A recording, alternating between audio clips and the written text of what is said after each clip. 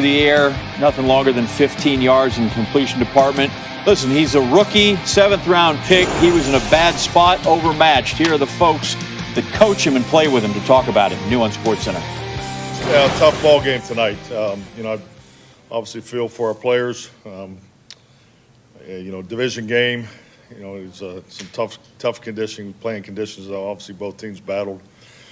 Priority on taking care of the football tonight and taking it away. I thought our defense really stepped up big time in that area. Obviously, our turnovers, cost us, and then we had the big play there that kind of changed the game there in the fourth quarter. But a lot of improvement in a number of areas. So we're definitely moving in the right direction as far as play style and some of the things we're focused on. Clearly understand what this loss does to us, but we need to rally and get together here and move on for Pittsburgh. It was a step in the right direction, but not good enough. Division game, we needed to win this one. We were right there. We were in a good position to go and get this game. We got to find ways to win these tough games, and it's not going to always be pretty, but we got to find a way to pull out. Cowboys in a bit of disarray. Starts with the quarterbacking, and that's just injuries have got them in a bad spot. One of their worst starts in franchise history, 2-6 midway through the year. Other years where Dallas started off this slowly, they finished those years just. I'll be watching, but first, watching what happened on Sunday night. It's a final. It is 4 wins combined between the Cowboys and Eagles. 14 teams had that many all by their lonesome, but the winner here leads the division comfortably. Ben DiNucci era begins for the Cowboys in the cradle of freedom. And there he is. He's from JMU, James Madison, threw 45 touchdowns, 231st pick overall, 7th round. There he goes down. Brandon Graham does not care about your resume. He cares that you have the ball, and the Cowboys fumbled away in the red zone. Deion Sanders on Twitter, in an effort to get the 92-96 Cowboys back together in the field via Troy Aikman's private plane is what he wants to do. Get Charles Haley, get the playmaker, all those dudes. Ensuing Eagles drive. 2nd and 14, Carson Wentz to Travis Fulgham, brought down at the 3. Eventually get a touchdown to that. So it's 7-3 Cowboys. The turnover ends up going against them. They get points for Philly. Wentz, sack strip. Leighton Vander Esch. He's a big outdoorsy guy with Boise State. Dorrance Armstrong recovers. Wentz, 55 fumbles, 23 lost, most in the NFL since 2017. He had 3 turnovers in the first half, a couple of fumbles and a bad pick. Cowboys got nothing but a field goal out of it. Here's Wentz. Fulgham, he missed. Cowboys, big stop, take over, good field position. 4th down, 10 seconds left in the half. Greg Zuerlein from 59. That is an odd knuckleball kind of thing, but it went between the 2 yellow uprights, and that's all that counts. Apparently might have been good from as far back as, say, 62. 9-7, Pokes at the half. 2 minutes left in the third. It's still 9-7. Wentz, hey, that's my guy. There he hooked up with Fulgham. Got a 2-point conversion. Eagles lead 15-9. Wentz would end up with the 2 interceptions and 2 fumbles. Guy's being a turnover machine.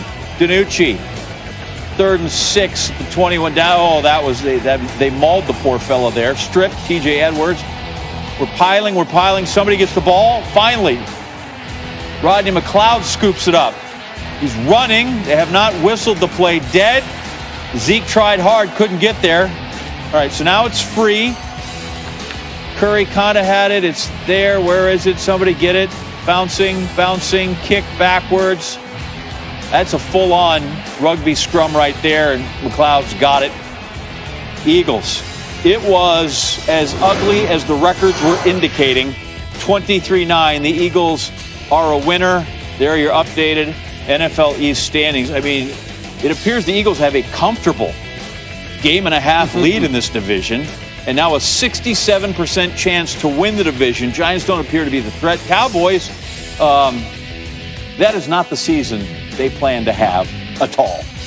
Tim Hasselbeck joining us now, as he does on Sunday nights. And be warned, if somebody better than you comes to the podium, I don't mean it that way, but it's like we're at a party and we're looking around for someone else to talk to, so just stand by. We need you for a lot of things. So our friend Kevin Nagandi, huge Eagles fan. Man, he was having a tough Twitter night. going after Carson Wentz. I'm going to say Eagles fan, also Philadelphia Flyers fan for that matter. He wasn't liking Wentz's performance. We know what he's capable of. Why is he inconsistent right now? Well, I think he's trying to do too much. I think that's probably where I would start. And it's usually when quarterbacks get in trouble, I think, is when they try to start doing other people's jobs for them. And so, whether it's trying to create plays down the field, holding on to the football too long. I mean, you look at the first turnover, the first fumble he has, really inexcusable. There's no reason that a player that's played as long as he's played to make a mistake like that. Then on 4th and 3, really an opportunity. You got multiple players open in front of you. Stuck holding the football once again. Now, I do think the good news is he did settle down in this football game, started to make some plays, and some of the players around him started to play better once that began to happen. So, look, I think it's probably a combination of with some new characters around him, playing roles that they haven't played before, Carson feeling like he's got to maybe do more than he should be trying to do.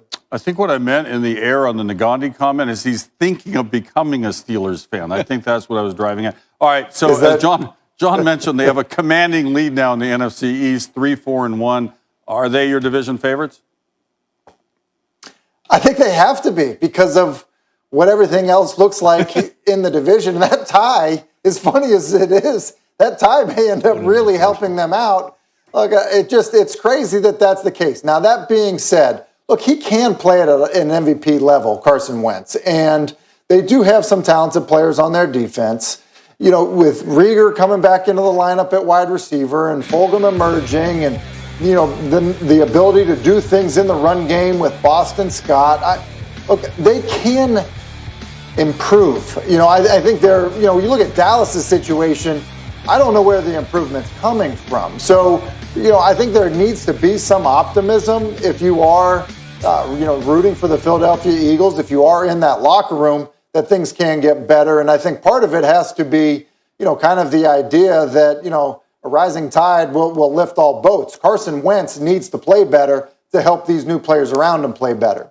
John Kennedy reference out of you on this Sunday night.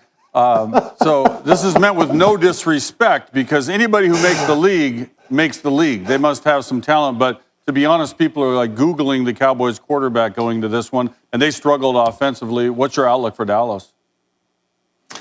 Yeah, it's tough. I mean, it was a long night for them offensively. They really couldn't throw the football, and it's hard to be in that situation. It's a tough spot.